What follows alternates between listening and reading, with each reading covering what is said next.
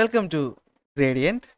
നമ്മളിന്ന് പഠിക്കാൻ പോകുന്നത് സോഷ്യൽ സയൻസിൽ സെക്കൻഡ് പാർട്ടിലെ രണ്ടാമത്തെ ചാപ്റ്ററാണ്.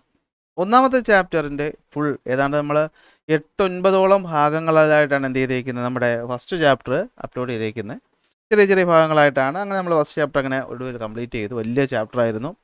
അതിനുശേഷം നമ്മളിന്ന് എന്ത് ചെയ്യാൻ പോവുകയാണ്, രണ്ടാമത്തെ ചാപ്റ്റർ സ്റ്റാർട്ട് ചെയ്യാൻ പോവുകയാണ്. ചാപ്റ്ററിൻ്റെ പേരെന്ന് പറയുന്നത് climatic regions and climate change എന്നാണ്. അത്രത്തോളം വലിയൊരു ചാപ്റ്റർ അല്ല, പക്ഷേ കുറച്ച് നമുക്ക് അത്ര പരിചയമില്ലാത്ത 1-2 പോയിന്റുകളൊക്കെ ഇവിടെ നമുക്ക് വരുന്നുണ്ട്. തുടങ്ങാം. അപ്പോൾ അതിനു മുമ്പ് ഒരു കാര്യം, പരസ്യമൊന്നുമല്ല, നമ്മുടെ ഒരു ഓൺലൈൻ ബാച്ചിൻ്റെ ക്ലാസ് ഈ വരുന്ന ബുധനാഴ്ച തൊട്ട് സ്റ്റാർട്ട് ചെയ്യുന്നുണ്ട്. അപ്പോൾ ജോയിൻ ചെയ്യാൻ താല്പര്യമുള്ളവർക്ക് എന്ത് ചെയ്യാം, ജോയിൻ ചെയ്യാം. അപ്പോൾ പിന്നെ ഒരു ഓൺലൈൻ ബാച്ച് സ്റ്റാർട്ട് ചെയ്തു, അല്ലെങ്കിൽ നമുക്ക് 1-2 ഓൺലൈൻ ബാച്ചുകളുണ്ട് എന്നുള്ളത് കൊണ്ട് യൂട്യൂബ് ക്ലാസ്സുകളൊന്നും മുടക്കം വരത്തില്ല. യൂട്യൂബ് ക്ലാസ്സുകൾ നമ്മൾ കണ്ടിന്യൂ ചെയ്ത് തന്നെ പോകും. ആ ഒരു കാര്യത്തിൽ നിങ്ങൾക്ക് ആർക്കും ഒരു സംശയവും വേണ്ട.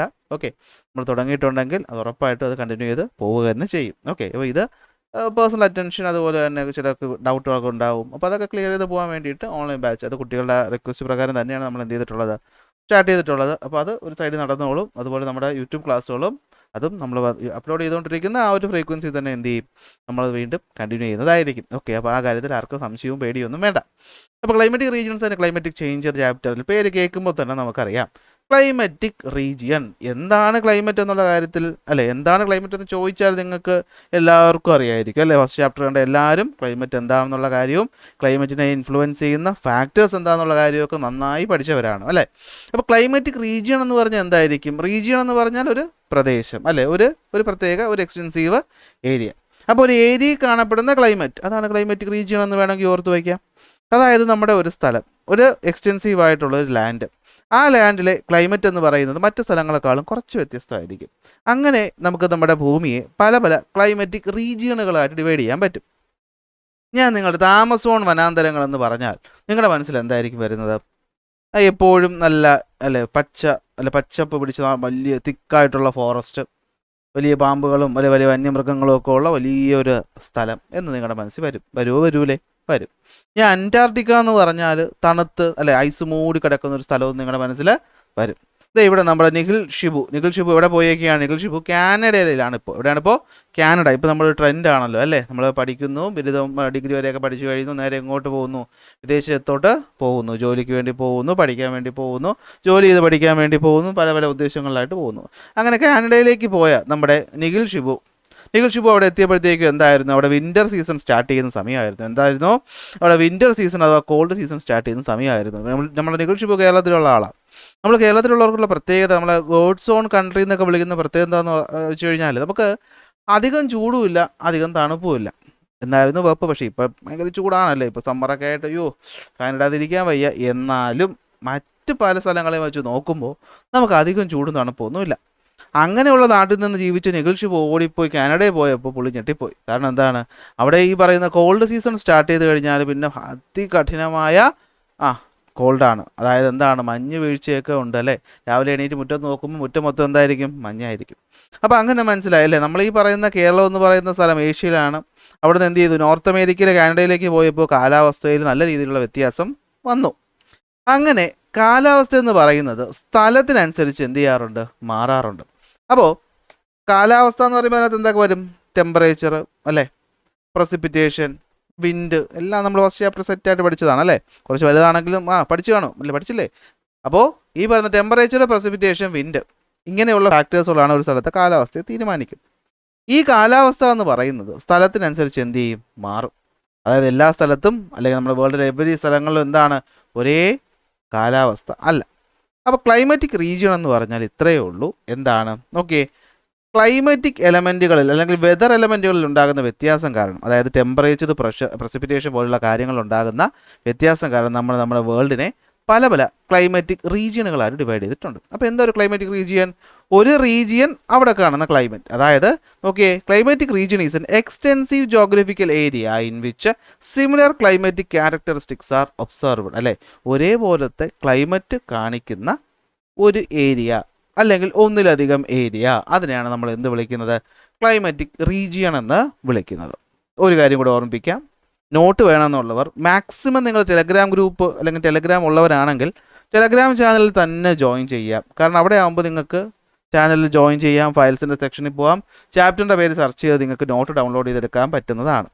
വാട്സാപ്പിൽ വരുമ്പോൾ ഒരു കുഴപ്പം എന്താണെന്ന് വെച്ച് കഴിഞ്ഞാൽ, ഇപ്പോൾ ഈ പലവരും ഇപ്പോൾ ലേറ്റായിട്ട് ക്ലാസ് കാണുന്നവരൊക്കെ ഉണ്ടായിരിക്കും അല്ലേ. ഇപ്പോൾ ഫസ്റ്റ് ചാപ്റ്റർ നമ്മൾ കംപ്ലീറ്റ് ചെയ്തു, പക്ഷേ ഇപ്പോൾ ഫസ്റ്റ് ചാപ്റ്റർ കണ്ടു തുടങ്ങുന്ന കുട്ടികളൊക്കെ ഉണ്ടായിരിക്കും. അപ്പോൾ അവർ വാട്സാപ്പിൽ മെസ്സേജ് അയച്ചിട്ട് സാറേ നോട്ട് അയച്ചില്ലാന്ന് പറഞ്ഞാൽ എനിക്ക് കുറച്ച് ബുദ്ധിമുട്ടുണ്ട്. കാരണം എന്താണെന്ന് വെച്ച് കഴിഞ്ഞാൽ ആലോചിച്ച് നോക്കി, ഈ ഫസ്റ്റ് ചാപ്റ്റർ നോട്ട് ഇത് കമ്പ്യൂട്ടറിലാണ് കിടക്കുന്നത്. വാട്സാപ്പിൽ പലർക്കും അയച്ചു കൊടുത്തായിട്ട് പലരും ചാറ്റിലൊക്കെ കിടപ്പുണ്ട്. അപ്പോൾ ഇതൊക്കെ തപ്പി പിടിച്ചെടുത്ത് അയക്കുക എന്ന് പറയുമ്പോൾ സമയം എനിക്കും പോവും നിങ്ങൾക്കും പോവും. അപ്പോൾ അതുകൊണ്ടാണ് ടെലഗ്രാം ചാനൽ ആദ്യമേ തുടങ്ങിയേക്കുന്നത്. അതാകുമ്പോൾ നമുക്ക് ഫയൽസ് എപ്പോൾ വേണമെങ്കിലും നിങ്ങൾക്ക് എന്ത് ചെയ്യാം, നിങ്ങളിപ്പോൾ വർഷം പകുതിയായിട്ട് വന്ന് ജോയിൻ ചെയ്താലും എന്ത് ചെയ്യാം, അതൊന്ന് ഡൗൺലോഡ് ചെയ്യാൻ പറ്റും. അപ്പോൾ ടെലഗ്രാം പറ്റുന്നവരാണെങ്കിൽ അത് ജോയിൻ ചെയ്യുക. ഇനി അത് പറ്റാത്ത എന്തെങ്കിലും ബുദ്ധിമുട്ടുകളുള്ളവരാണെങ്കിൽ വാട്സാപ്പിൽ ചാനലൊക്കെ ജോയിൻ ചെയ്യുക. നിങ്ങൾ ചോദിക്കുമ്പോൾ മെസ്സേജിന് ഉടനെ തന്നെ റിപ്ലൈ തരാനായിട്ട് പറ്റാത്ത സാഹചര്യം ഇതുകൊണ്ടാണ്. നോട്ട് ചോദിക്കുമ്പോൾ പലപ്പോഴും എനിക്ക് പിന്നെ സിസ്റ്റത്തിൽ നിന്നൊക്കെ എടുത്ത് വാട്സാപ്പ് വെബ് വഴിയൊക്കെ അയക്കുമ്പോഴത്തേക്കും വൈകിട്ടൊക്കെ ഉള്ള ഞാൻ കമ്പ്യൂട്ടർ ഉപയോഗിക്കുന്ന സമയത്തല്ലേ പറ്റുള്ളൂ. അപ്പോൾ അതൊന്ന് മനസ്സിലാക്കിക്കൊള്ളണം. അപ്പോൾ നോട്ട് ചാനൽ ലിങ്കൊക്കെ എന്ത് ചെയ്തിട്ടുണ്ട്, വീഡിയോ ഡിസ്ക്രിപ്ഷനിൽ കൊടുത്തിട്ടുണ്ട്. അപ്പോൾ നമ്മൾ ഫസ്റ്റ് പോയിന്റ് എന്ന് പറയുന്നത് എന്തുവാണ്, ക്ലൈമറ്റിക് റീജിയൻ എന്ന് പറഞ്ഞാൽ എന്താണ്. അപ്പോൾ ക്ലൈമറ്റിക് റീജിയൻ എന്ന് പറയുമ്പോൾ തന്നെ നമ്മുടെ മൈൻഡിൽ ആദ്യം വരണം ഒരു പ്രത്യേക റീജിയൻ, ഒരു പ്രത്യേക ജോഗ്രഫിക്കൽ ഏരിയ. ആ ഏരിയയിലെ ക്ലൈമറ്റ് എന്ന് പറയുന്നത് ഒരുപോലെ ആയിരിക്കും. അപ്പോൾ ഒരു പ്രത്യേക ഏരിയ അല്ലെങ്കിൽ റീജിയൻ, അവിടുത്തെ ക്ലൈമറ്റ് എന്ന് പറയുന്നത് എന്തായിരിക്കും, ഒരുപോലെ ആയിരിക്കും. അതിനാണ് ക്ലൈമറ്റിക് റീജിയൻ എന്ന് പറയുന്നത്. അപ്പോൾ എന്താ climatic region? It is N extensive geographical area in which similar climatic characteristics are observed. 8 റീജിയനുകളായിട്ടാണ് നമ്മളെ ഭൂമിയെ ഡിവൈഡ് ചെയ്തിട്ടുള്ളത്. ഈ പേരൊന്നും കേട്ട് നിങ്ങൾ പേടിക്കരുത്. ഈ പേരൊന്നും ഇപ്പം ഇങ്ങനെ കാണാതെ പഠിക്കാൻ നിൽക്കണ്ട. നമ്മൾ ഈ ഓരോ റീജിയനെ പറ്റിയും വ്യക്തമായി പഠിക്കും.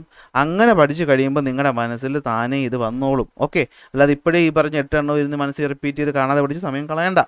അതിലാദ്യം വരുന്നത് ഇക്വറ്റോറിയൽ ക്ലൈമറ്റിക് റീജിയൻ. പേര് കേൾക്കുമ്പോഴേ അറിയാം, ഇക്വേറ്ററിൻ്റെ ഭാഗത്ത് വരുന്ന ക്ലൈമറ്റ്.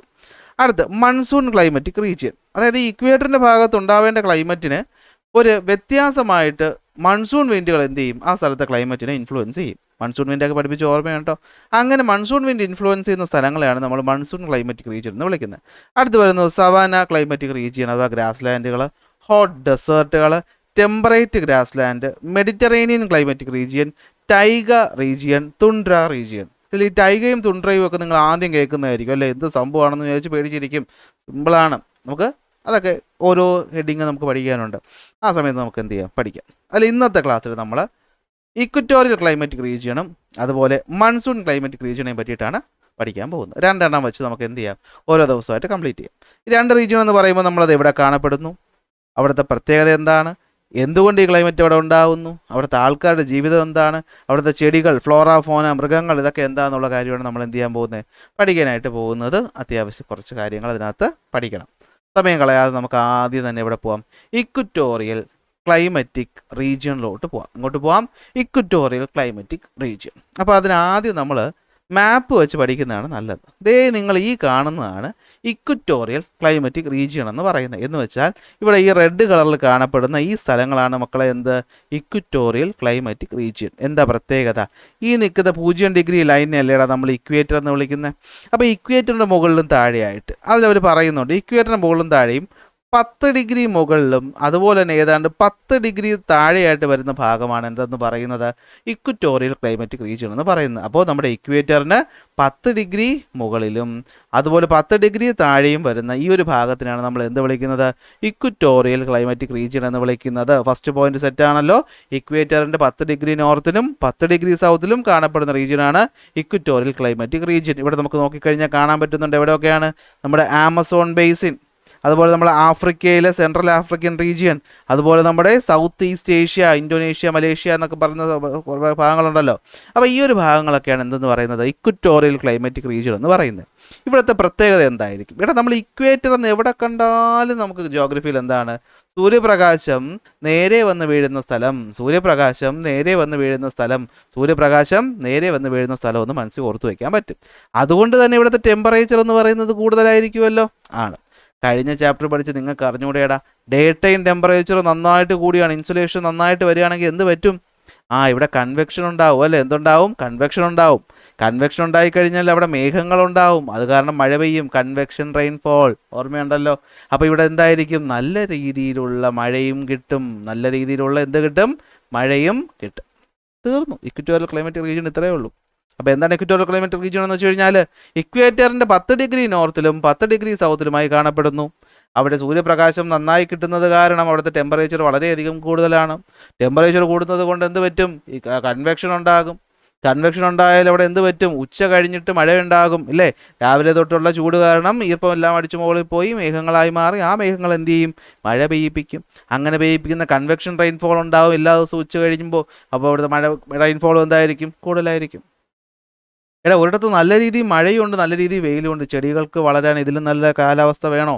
അതുകൊണ്ട് തന്നെ ഇവിടെ എന്തായിരിക്കും? നല്ല തിക്കായിട്ടുള്ള കാടായിരിക്കും. നല്ല തിക്കായിട്ടുള്ള കാടായിരിക്കും. എല്ലാ ദിവസവും മഴ പെയ്യുമെന്ന് ഞാൻ പറഞ്ഞല്ലേ. അപ്പോൾ ഇവിടെ എല്ലാ ദിവസവും മഴ പെയ്യുമ്പോൾ ആലോചിച്ച് നോക്കിയേ, ചെടികളൊക്കെ നല്ല ഗ്രീനായിട്ട് തളർത്ത് നല്ല അടിപൊളിയായിട്ട് വളരും. അപ്പോൾ ഇവിടെ എവർഗ്രീൻ ഫോറസ്റ്റുകൾ കാണപ്പെടും, അല്ലെങ്കിൽ റെയിൻ ഫോറസ്റ്റ്, മഴക്കാടുകൾ. ആമസോൺ എന്ന് പറയുമ്പോൾ തന്നെ നമുക്ക് കേട്ടിട്ടുണ്ടാവും അല്ലേ, ആമസോൺ മഴക്കാടുകൾ. അപ്പോൾ എപ്പോഴും മഴ കിട്ടുന്ന കാരണം അവിടെ ഉണ്ടാകുന്ന കാട്. അപ്പോൾ ഇവിടെ നല്ല രീതിയിൽ മഴ കിട്ടും. അതുകൊണ്ട് തന്നെ എന്തായിരിക്കും? എവർഗ്രീൻ ഫോറസ്റ്റുകൾ ഇവിടെ കാണുന്നു. ഇക്വറ്റോറിയൽ ക്ലൈമാറ്റിക് റീജിയനിൽ കാണുന്നു. കാടാണ്. കാട്ടിനകത്ത് എന്തുണ്ടാവും? കാട്ടുവാസികൾ എന്ന് പറയുന്ന അല്ലെങ്കിൽ ട്രൈബായിട്ടുള്ള ആൾക്കാരുണ്ടാവും. അപ്പോൾ ഇവിടെ എന്തുണ്ട്? ട്രൈബ്സ് ഉണ്ട്. നമ്മുടെ ചാപ്റ്റർ തന്നെ ആദ്യം കാണുന്നുണ്ട് പിഗ്മി എന്ന് പറയുന്ന ട്രൈബ്സിനെയാണ് ഇവിടെ കാണിച്ചിരിക്കുന്നത്. കണ്ടോ?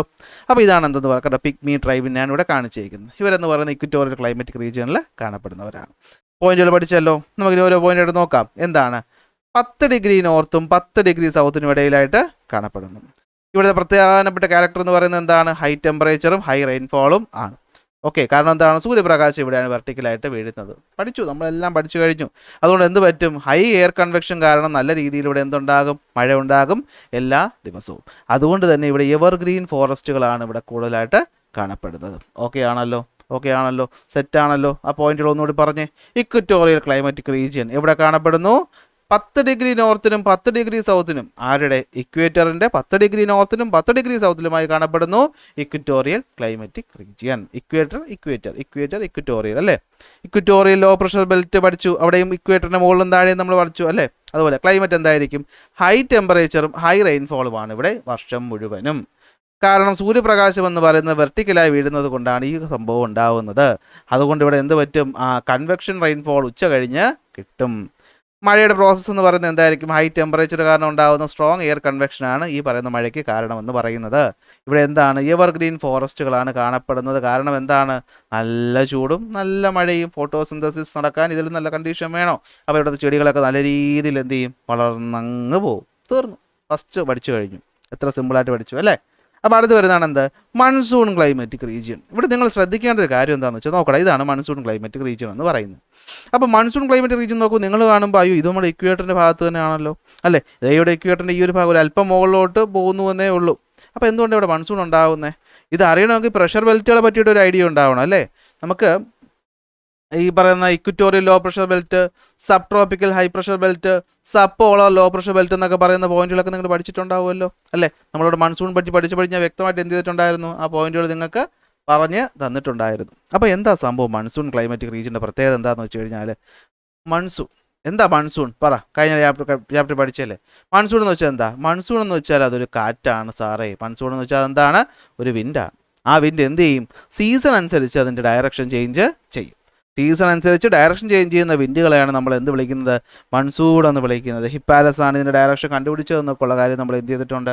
മുന്നത്തെ ചാപ്റ്ററിൽ പഠിച്ചിട്ടുണ്ട്. അപ്പോൾ മൺസൂൺ ക്ലൈമാറ്റിക് റീജിയൻ എന്ന് പറയുമ്പോൾ അവിടെ എന്താണ്? മൺസൂൺ വിൻഡാണ് വരുന്നത്. എന്താണ് മൺസൂൺ വിൻഡിൻ്റെ പ്രത്യേകത? ഡയറക്ഷൻ ചേഞ്ച് ചെയ്യുന്ന വിൻഡ് അല്ലേ. എന്ത് ചേഞ്ച് ചെയ്യുന്ന വിൻഡ്? ഡയറക്ഷൻ ചേഞ്ച് ചെയ്യും. എന്തിനനുസരിച്ച്? സീസൺ അനുസരിച്ച് ഡയറക്ഷൻ ചേഞ്ച് ചെയ്യുന്ന വിൻഡാണ് മൺസൂൺ വിൻഡ്. അതായത് നോക്കിക്കോ, ഇവിടെ ശ്രദ്ധിച്ചു കേട്ടോ. ഇക്വേറ്ററിൻ്റെ അടുത്തായതുകൊണ്ട് തന്നെ ഇവിടെയും സൂര്യപ്രകാശം നേരെ വന്ന് വീഴേണ്ട സ്ഥലങ്ങളാണ്. അതുകൊണ്ട് ഇവിടെ ഹൈ ടെമ്പറേച്ചർ ഉണ്ടാവേണ്ട സ്ഥലങ്ങളാണ്. പക്ഷേ എന്ത് പറ്റുമെന്ന് വെച്ചാൽ ഈ കടലിനടുത്തായിട്ടാണ് ഇത് അധികമായിട്ട് കാണപ്പെടുന്നത്. കണ്ടോ, ഇതാ കടലിനടുത്ത്, ഇതും കടലിനടുത്ത്, ഇതും കടലിനടുത്ത്, ഇതും കടലിനടുത്തായിട്ടുള്ള ഭാഗങ്ങളാണ് എന്തെന്ന് പറയുന്നത്? ഈ പറയുന്ന മൺസൂൺ ക്ലൈമാറ്റിക് റീജിയൻ എന്ന് പറയുന്നത്. കാരണം ഇവിടെ കടലിൽ നിന്ന് കരയിലോട്ട്, എന്തുവാടാ? കടലിൽ നിന്ന് കരയിലോട്ടും അതുപോലെ തന്നെ കരയിൽ നിന്ന് കടലിലോട്ടും വിൻഡടിക്കും. അതായത് സമ്മർ സമയത്ത്. ഏത് സമയത്ത്? Summer season. സമ്മർ സീസൺ എന്ന് വെച്ച് കഴിഞ്ഞാൽ നമ്മുടെ ഈ പറയുന്ന നോർത്തേൺ ഹെമിസ്ഫിയറിൻ്റെ മുകളിലായിട്ട് ആര് വരും? സൂര്യൻ വരുന്ന സമയമാണ് സമ്മർ സീസൺ എന്ന് പറയുന്നത്. ഈ സമ്മർ സീസണിൽ ലാൻഡും സീയും ഡിഫറൻ്റ് ആയിട്ട് ഹീറ്റ് ചെയ്യുന്ന കാരണം കടലിൽ നിന്ന് കരയിലോട്ട് കാറ്റടിക്കും. കടലിൽ നിന്ന് എങ്ങോട്ട് കാറ്റടിക്കും? ഇവിടെ കരയിൽ നിന്ന് കടലിലോട്ട് എന്ത് ചെയ്യും? കാറ്റ് അടിക്കും. തിരിച്ചു അല്ലേ, കടലിൽ നിന്ന് കരയിലോട്ട് കാറ്റടിക്കും. അപ്പോൾ ഈ കടലിൽ നിന്ന് കരയിലോട്ട് പോകുന്ന കാറ്റ് എന്തുകൂടെ കൊണ്ടുപോകും? ഈർപ്പം കൂടെ കൊണ്ടുപോകുന്ന കാരണം മഴ പെയ്യുന്ന സമ്മർ സീസണുകൾ ഉണ്ടാവും. എന്തുണ്ടാവും? മഴ പെയ്യുന്ന സമ്മർ സീസണുകൾ ഉണ്ടാകും. അതാണ് മൺസൂൺ ക്ലൈമറ്റിൻ്റെ പ്രത്യേകത. അടുത്ത്, സൂര്യൻ തിരിച്ച് നോർത്തേൺ ഹെമിസ്ഫിയറിൽ നിന്ന് എങ്ങോട്ട് വരും? സദേൺ ഹെമിസ്ഫിയർ വരുമ്പോഴാണ് ഇവിടുത്തെ നമുക്ക് നോർത്തേൺ ഹെമിസ്ഫിയറിൽ എന്ത് വരുന്നത്? വിൻ്റർ സീസൺ വരുന്നത്. ഈ വിൻ്റർ സീസൺ ആകുമ്പോൾ എന്ത് പറ്റും? തിരിച്ചു വരും അല്ലേ. കരയിൽ നിന്ന് കാറ്റ് എങ്ങോട്ട് പോകും? കടലിലോട്ട് പോകും. കരയിൽ നിന്ന് കാറ്റ് എങ്ങോട്ട് പോകും? കടലിലോട്ട് പോകും. ആ പോകുന്ന സമയത്തോ വരണ്ട സമയമാണ് അല്ലേ, കാരണം കരയ്ക്കകത്ത് ഈർപ്പമൊന്നുമില്ലല്ലോ, വരണ്ട സമയമാണ്. ഇതാണ് മൺസൂൺ ക്ലൈമറ്റിൻ്റെ പ്രത്യേകത എന്ന് പറയുന്നത്. പോയിന്റുകൾ ഒരുപാടായോ? കൺഫ്യൂഷനായോ? ഇത്രേ പറഞ്ഞുള്ളൂ. മൺസൂൺ എന്ന് പറഞ്ഞാൽ എന്താണ്? മൺസൂൺ എന്ന് പറഞ്ഞാൽ അതൊരു കാറ്റാണ്. ഇപ്പോൾ മൺസൂൺ ക്ലൈമറ്റിക് റീജിയണിലും ആ കാറ്റ് എന്തോ പണി ഒപ്പിക്കുന്നത് കൊണ്ടാണ് ആ സ്ഥലത്തിന് എന്ത് വിളിക്കുന്നത്? മൺസൂൺ ക്ലൈമറ്റിക് റീജിയൺ എന്ന് വിളിക്കുന്നത്. അതുകൊണ്ടാണ് എന്ത് വിളിക്കുന്നത്? മൺസൂൺ ക്ലൈമറ്റിക് റീജിയൺ എന്ന് വിളിക്കുന്നത്. അപ്പോൾ മൺസൂൺ എന്ന് പറയുന്ന കാറ്റിൻ്റെ പ്രത്യേകത എന്താണ്? ഇത് സീസൺ അനുസരിച്ച്, എന്തിനനുസരിച്ച്? സീസൺ അനുസരിച്ച് എന്ത് ചേഞ്ച് ചെയ്യും? ഡയറക്ഷൻ ചേഞ്ച് ചെയ്യും. സീസൺ അനുസരിച്ച് എന്ത് ചേഞ്ച് ചെയ്യും? ഡയറക്ഷൻ ചേഞ്ച് ചെയ്യും. എന്ന് വെച്ചാൽ സമ്മർ സമയത്ത്, അതായത് ചൂടുള്ള സമ്മർ സമയത്ത് കടലിൽ നിന്നും കരയിലോട്ട് പോകും. തണുപ്പുള്ള വിൻ്റർ സമയത്ത് കരയിൽ നിന്നും കടലിലോട്ട് പോകും. ഇത്രയും പോയിന്റ് ആദ്യം പഠി.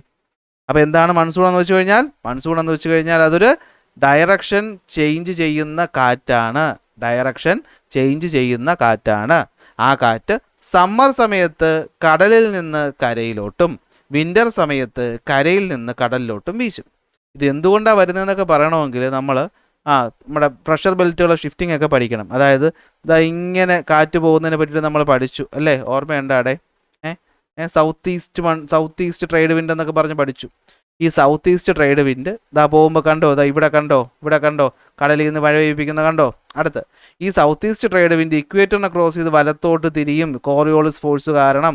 അങ്ങനെ വലത്തോട്ട് തിരിയുന്ന കാരണം ഇവിടെ കിട്ടി, ഇതാ ഇന്ത്യയിൽ മഴ കിട്ടി. അതുപോലെ ഇവിടെ എന്ത് കിട്ടി? ഇവിടെയും മഴ കിട്ടി. കണ്ടോ, ഇതാ ഇവിടെ എന്ത് കിട്ടി? ഇവിടെയും മഴ കിട്ടി. ഏത് സമയത്ത്? സമ്മർ സമയത്ത്. തിരിച്ച് വിൻ്റർ ആവുമ്പോൾ സൂര്യൻ താഴെ വരുന്ന കാരണം, പ്രഷർ കണ്ടീഷൻ തിരിയുന്നത് കാരണം എന്ത് പറ്റും? കരയിൽ നിന്ന് കടലിലോട്ട്, കരയിൽ നിന്ന് കടലിലോട്ട്, കരയിൽ നിന്ന് എങ്ങോട്ട്? കടലിലോട്ട് കാറ്റടിക്കും. ഇതാണ് സംഭവം. സെറ്റല്ലേ? അപ്പോൾ നോക്കാം എന്താണ് മൺസൂൺ ക്ലൈമറ്റിക് റീജിയൻ എന്ന് വെച്ച് കഴിഞ്ഞാൽ. മൺസൂൺ എന്ന് വെച്ച് കഴിഞ്ഞാൽ സീസൺ അനുസരിച്ച് റിവേഴ്സ് ചെയ്യുന്ന ഒരു വിൻഡ് സിസ്റ്റമാണ്. ഈ മൺസൂൺ വിൻഡ് എന്ന് പറയുന്നത് കടലിൽ നിന്ന് കരയിലോട്ട് സമ്മർ സീസണിലും കരയിൽ നിന്ന് കടലിലോട്ട് വിൻ്റർ സീസണിലും എന്ത് ചെയ്യും? വീശുന്ന ഒരു കാറ്റാണ് എന്തെന്ന് പറയുന്നത്? നമ്മുടെ ഈ പറയുന്ന മൺസൂൺ വിൻഡ് എന്ന് പറയുന്നത്. മൺസൂൺ വിൻഡ് എന്ന് പറയുന്നത്. ഓക്കെ ആണല്ലോ. അപ്പോൾ മൺസൂൺ ക്ലൈമറ്റിക് റീജിയൻ്റെ പ്രധാനപ്പെട്ട ഇൻഫ്ലുവൻസ് ഉള്ളതുകൊണ്ടാണ്, അല്ലെങ്കിൽ മൺസൂൺ വിൻഡുകളുടെ ഇൻഫ്ലുവൻസ് ഉള്ളതുകൊണ്ടാണ് നമ്മൾ എന്ത് വിളിക്കുന്നത്? മൺസൂൺ ക്ലൈമറ്റിക് റീജിയൻ എന്ന് ഈ ഭാഗത്തിനെ വിളിക്കുന്നത്. ഓക്കെ, ഈ ഭാഗത്തിനെ മൺസൂൺ ക്ലൈമറ്റിക് റീജിയൻ എന്ന് വിളിക്കുന്നത് ഇതുകൊണ്ടാണ്. ഇനി മൺസൂൺ ക്ലൈമറ്റിക് റീജിയൻ്റെ പ്രധാന പ്രത്യേകത, ഇത് ഇന്ത്യൻ സബ് കോണ്ടിനെൻറ്റിൽ മാത്രമല്ല കാണപ്പെടുന്നത്. എവിടെ മാത്രമല്ല കാണപ്പെടുന്നത്? ഇന്ത്യൻ സബ് കോണ്ടിനെൻറ്റിൽ മാത്രമല്ല കാണപ്പെടുന്നത്. പിന്നെ എവിടെ കാണപ്പെടും? മറ്റ് സ്ഥലങ്ങളിലും കാണപ്പെടും. മറ്റ് സ്ഥലങ്ങളെന്ന് പറയുമ്പോൾ എവിടെയൊക്കെ കാണപ്പെടും?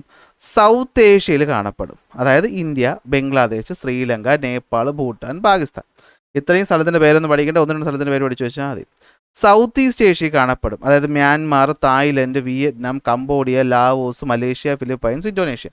ഇത് ടെക്സ്റ്റ് ബുക്ക് തന്നിട്ടുള്ള ചോദ്യമാണ്, അതിൻ്റെ ഉത്തരവാണ്, അതുകൊണ്ടാണ് ഇങ്ങനെ തന്നേക്കുന്നത്. ഈസ്റ്റ് ഏഷ്യ ആയിട്ടുള്ള നമ്മുടെ സദേൺ ചൈനയിൽ, തായ്വാൻ, സൗത്ത് കൊറിയ, ജപ്പാൻ ഇവിടെയും കാണപ്പെടും. West Africa, north Australia, south അമേരിക്കയിലൊക്കെ എന്ത് ചെയ്യും? ഈ മൺസൂൺ വിൻഡ് കാണപ്പെടും. അപ്പോൾ ഇതാണെന്ത്? മൺസൂൺ ക്ലൈമറ്റിക് റീജിയൻ എന്ന് പറയുന്നത്. അപ്പോൾ മൺസൂൺ ക്ലൈമറ്റിക് റീജിയൻ എന്താണ്, എന്തുകൊണ്ടാണ് ഉണ്ടാകുന്നത് എന്നുള്ള പോയിന്റുകൾ നിങ്ങൾക്ക് മനസ്സിലായി കാണും. ഇതാണ് മൺസൂൺ ക്ലൈമറ്റിക് റീജിയൻ്റെ മാപ്പ് എന്ന് പറയുന്നത്. കണ്ടോ, ഇവിടെ ഇവിടെ ഇവിടെ ഇവിടെ ഇവിടെ ഇത്രയും റീജിയനിലാണ് എന്ത് ചെയ്യുന്നത്? കാണപ്പെടുന്നത്. ഓക്കെ, ഇനി മൺസൂൺ ക്ലൈമറ്റിൻ്റെ പ്രത്യേകത എന്താണ്? ഒന്ന്, ലോങ് ഹ്യൂമിഡ് സമ്മറും ഷോർട്ട് ഡ്രൈ വിൻ്ററും ആയിരിക്കും. അതിൻ്റെ കാരണം ഞാൻ എന്ത് ചെയ്തു? ഓൾറെഡി പറഞ്ഞു തന്നു കഴിഞ്ഞു. കാരണം എന്താണ്?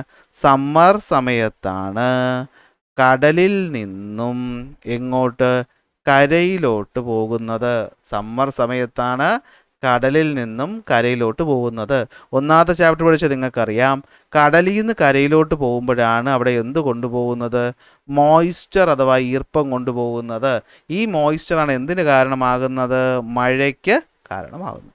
അപ്പോൾ അതാണ് ലോങ് ആയിട്ടുള്ള ഹ്യൂമിഡിറ്റി കൂടിയ സമ്മർ എന്ന് വെച്ചാൽ നല്ല രീതിയിൽ മഴ കിട്ടുന്ന സമ്മർ. ഓക്കെ, അതായത് ഇപ്പോൾ നമുക്ക് ഈ ജൂൺ മാസം അല്ലേ, മാർച്ച് കഴിഞ്ഞിട്ട് ഏപ്രിൽ മെയ് ജൂണ്, ഈ ജൂൺ ജൂലൈ സത്യം പറഞ്ഞാൽ മൺസൂൺ വിൻഡ് ഇല്ലെങ്കിൽ നമുക്ക് അപ്പോഴും എന്ത് തന്നെ ആവുമായിരുന്നു, ഏറെക്കുറെ ചൂടുകാലം തന്നെ ആവുമായിരുന്നു. പക്ഷേ ആ ചൂടുകാലത്തെ മാറ്റിക്കൊണ്ടാണ് അവിടെ എന്ത് കിട്ടുന്നത്, മഴ കിട്ടുന്നത്. ഇനി വിൻ്റർ എന്ന് പറയുന്നത് ഷോർട്ട്, കാലം കുറവും മഴ കിട്ടാത്തതുമാണ്. കാരണം എന്താ, ലാൻഡിൽ നിന്ന് എങ്ങോട്ടാണ് പോകുന്നത്, സീയിലോട്ടാണ് പോകുന്നത്. അപ്പോൾ ഇവിടെ എന്തില്ല, ഇവിടെ ഈ പറയുന്ന മോയിസ്ചർ എന്ന് പറയുന്ന സാധനം ഇല്ലാത്തത് കൊണ്ട് എന്താണ്, നമുക്ക് ലാൻഡിൽ നിന്ന് സീയിലോട്ട് പോകുമ്പോഴത്തേക്ക് നമുക്ക് കിട്ടത്തില്ല.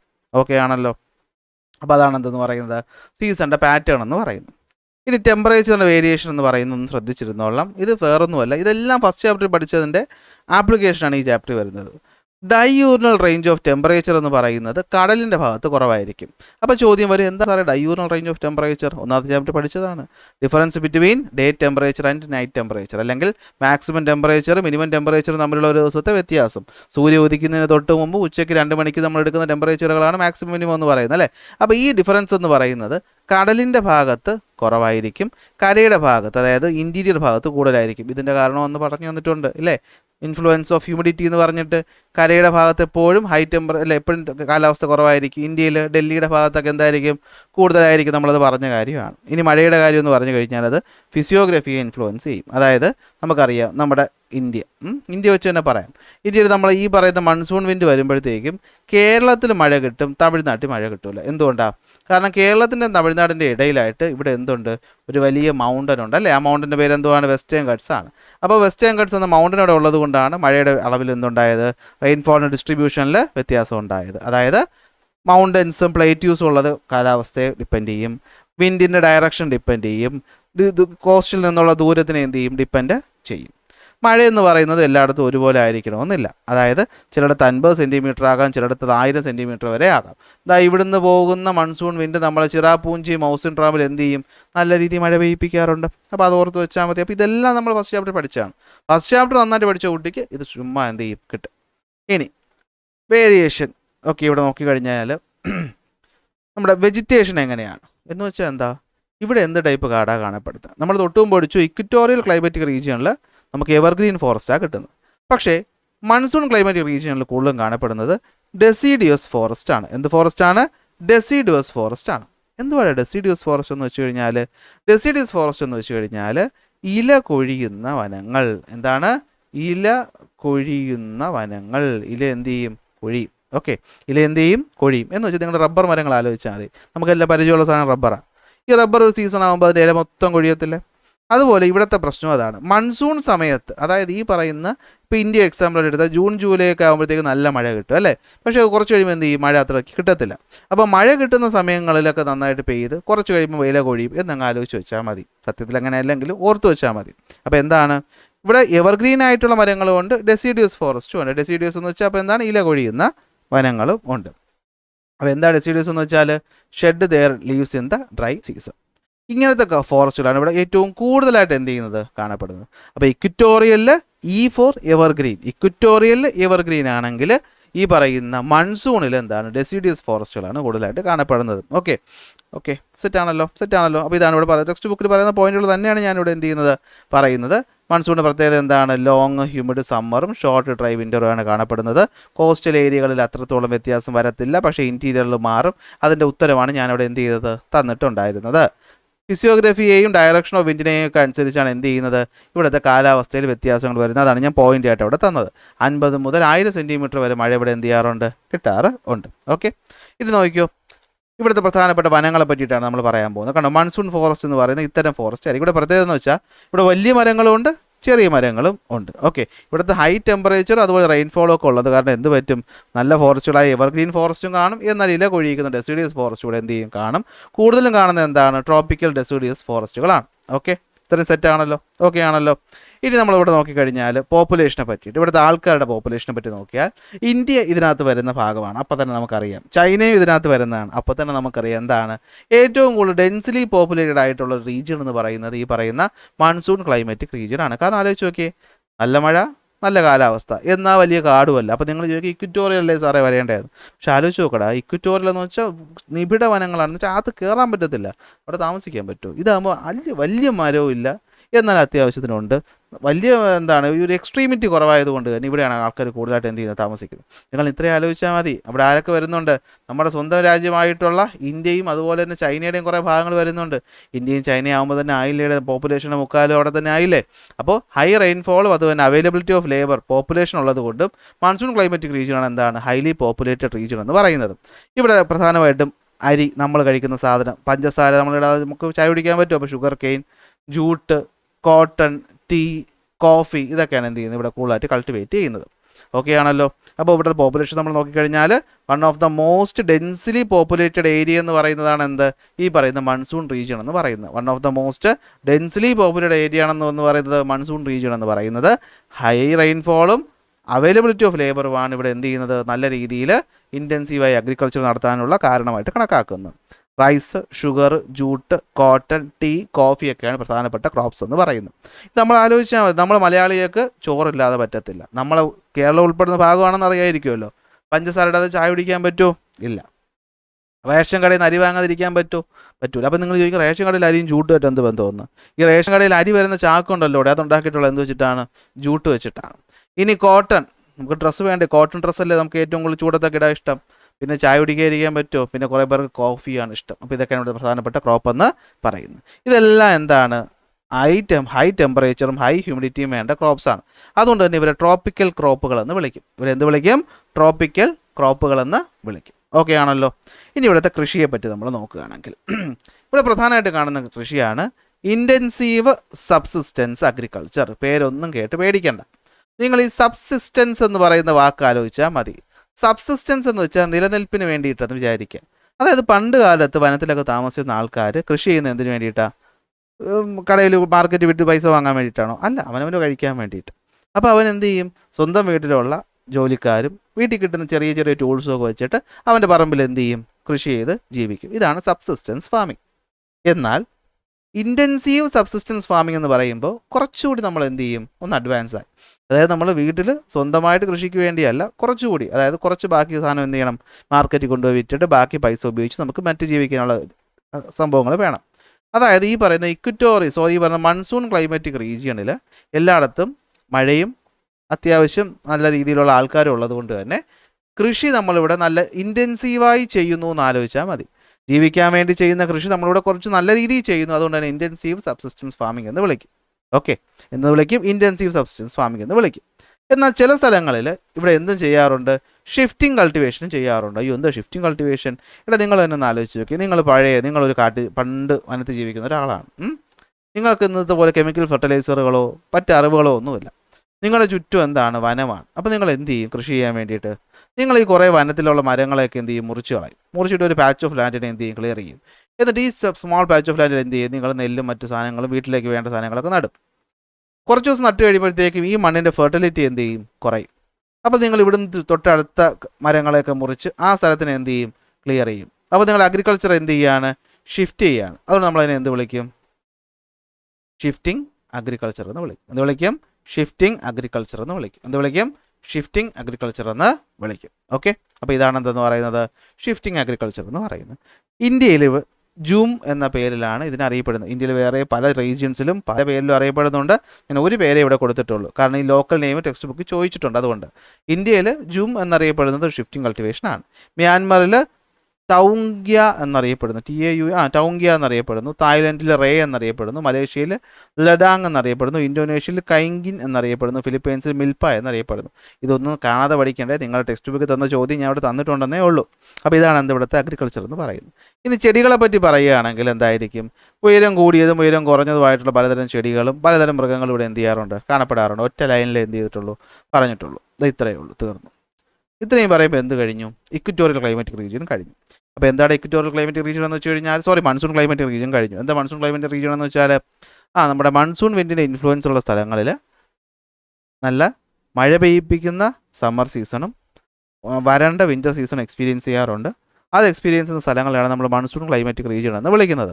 അപ്പോൾ മൺസൂൺ എങ്ങനെ ഉണ്ടാകുന്നു, കാറ്റിൻ്റെ ഇൻഫ്ലുവൻസ് എന്താണെന്നൊക്കെ ഉള്ള കാര്യം നിങ്ങൾക്ക് ഇവിടെ മനസ്സിലായിട്ടുണ്ടാവും. ഇവിടെ തന്നിട്ടുള്ള ഈ ഓരോ ചോദ്യങ്ങളുടെ ഉത്തരവും ഞാൻ എന്ത് ചെയ്തിട്ടുണ്ട്? ഇവിടെ പോയിൻ്റായിട്ട് തന്നിട്ടുണ്ട്. ഓക്കെ, അപ്പോൾ ഇത്രയേ ഉള്ളൂ. ഓക്കെ, ഇതാണെന്ന് എന്തെന്ന് പറയുന്നത് നമ്മുടെ ചാപ്റ്ററിൻ്റെ ഫസ്റ്റ് ക്ലാസ് എന്ന് പറയുന്നത്. അടുത്ത ക്ലാസ് നമുക്ക് തൊട്ടടുത്ത ക്ലൈമാറ്റിക് റീജിയനെ പറ്റി പഠിക്കാം. ക്ലാസ്സുകൾ ഇഷ്ടപ്പെട്ട ലൈക്ക് ചെയ്യുക, ഷെയർ ചെയ്യുക, സബ്സ്ക്രൈബ് ചെയ്യുക. അടുത്ത ക്ലാസ്സിൽ അടുത്ത ടോപ്പിക്കായിട്ട് കാണാം.